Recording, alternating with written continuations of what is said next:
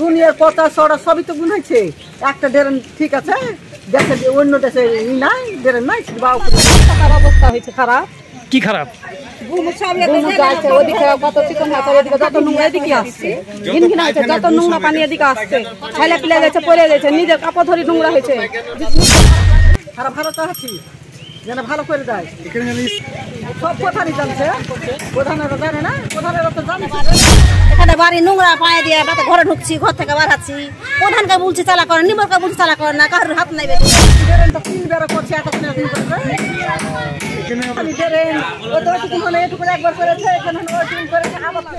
ওদিকে মার্বেল বাসে দিয়েছে, তো নিজের চিকন হয়ে ভালো লাগছে। কি চাইছেন তাহলে এখন? ভালো করতে চাচ্ছি যে ভালো করে দেন, হ্যাঁ এখান দিয়ে যাইছে তো কতবার। সংস্কারের অভাবে বেহাল অবস্থায় পড়ে রয়েছে নিকাশি নালা।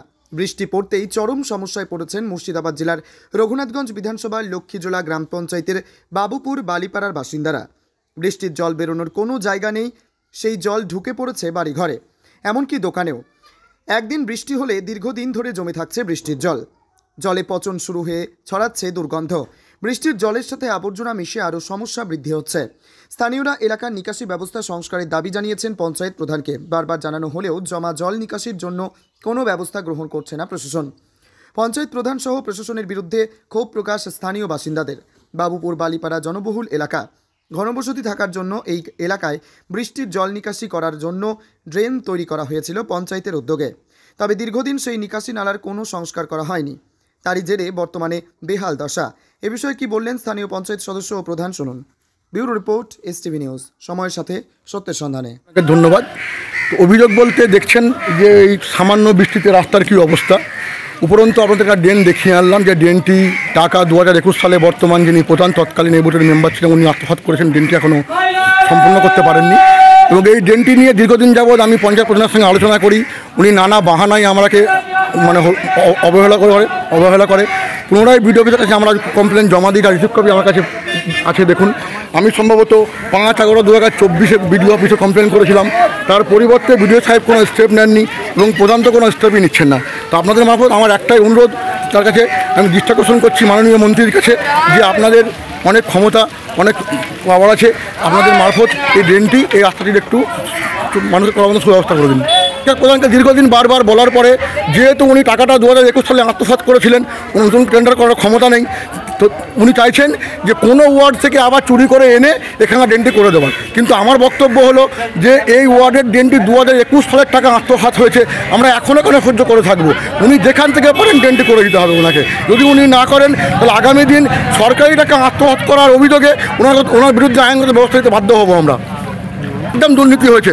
ওনার যদি সৎ সাহস থাকে, উনি লোককে এসে বলুক যে এই টাকায় উনি আত্মসাৎ করেননি। এখন চাইছি এই ড্রেনটির সুব্যবস্থা, এই রাস্তাটির সুব্যবস্থা। আমার নাম আসাদুল ইসলাম, আমি এই ওয়ার্ডের মেম্বার। জানে না যে আমরা লক্ষ্মীজোলা গ্রাম পঞ্চায়েতে স্বচ্ছতা সেতু টেন্ডার করি, অনলাইন টেন্ডার হয় সব, ওর জানাই নেই, ওর রাজনৈতিক সম্পর্কের জ্ঞানই নাই। আজ যে ড্রেনটা বলছে, ড্রেনটা আমরা জেলা পরিষদ স্কিম দিয়েছিলাম 10 লাখ টাকার, পঞ্চায়েত সমিতি দিয়েছিলাম যে কোনো ফান্ড যে কোনো জায়গা থেকে যেন তার ইমিডিয়েটলি হয়ে যায়। কিন্তু জেলা পরিষদ ইঞ্জিনিয়ার আসার পরে ওখানে 10 লাখ টাকা খরচ হবে না, ওই জন্য এটা বাতিল করে দেওয়া হয়েছে। যার কারণে আমি 2025-26 প্ল্যানে ওটা আছে, আমার টেন্ডার কমপ্লিট। আমি 1 সপ্তাহের মধ্যে টাকা আশা করছি পেয়ে যাবো, টেন্ডার রাস্তা ড্রেন করে দেবো। আর আপনারা জানেন যে লক্ষ্মীজোলা গ্রাম পঞ্চায়েতে যত ঢালাই রাস্তা আছে, আমার মনে হয় ব্লকে কোনো জায়গাতেই নাই। সে তো ভাঙাগড়া হবে, হয়তো কোনোটা ভাঙছে করছে, আমরা আবার রিপেয়ার করছি, এটাই স্বাভাবিক। ও আপনার এটা করছে, রিপোর্টটা করছে।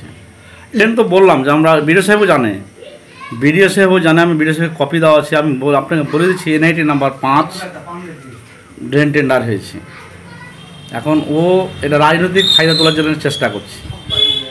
আমরা এত কিছু করার পরও, বলার পরে যদি লিখিত কমপ্লেন করে, এটা একটা রাজনৈতিক ফায়দা তুলছে।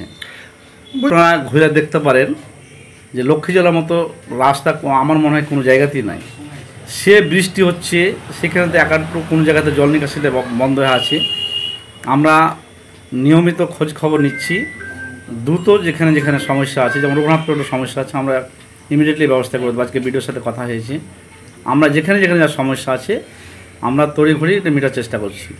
আপনারা দেখতে পাবেন যে কোথাও সেরকম আমাদের জিপিতে জল জমে নাই।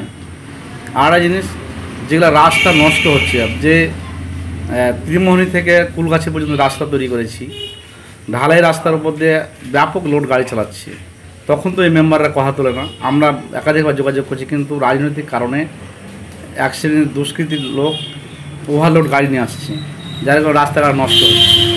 আমরা সেটাকে আবার ভাঙাইতে রিপেয়ার করছি। তো যারা অভিযোগ করছে তারা কি কোনো উদ্যোগ গ্রহণ করেছে?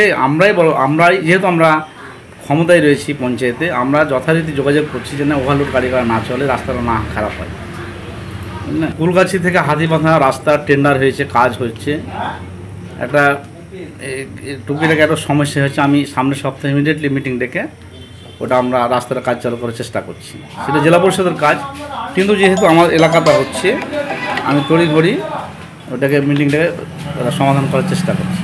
আমাদের দেখেন, আমরা কাজটা জেলা পরিষদ করছে, আমরা জেলা পরিষদ ইঞ্জিনিয়ার এনে এলাকার মানুষকে বুঝিয়ে দেওয়া কাজ, যে কাজটা ঠিকঠাক হচ্ছে কিনা এলাকার মানুষ বুঝে নেবে। সেটা নাসিরুল ইসলাম।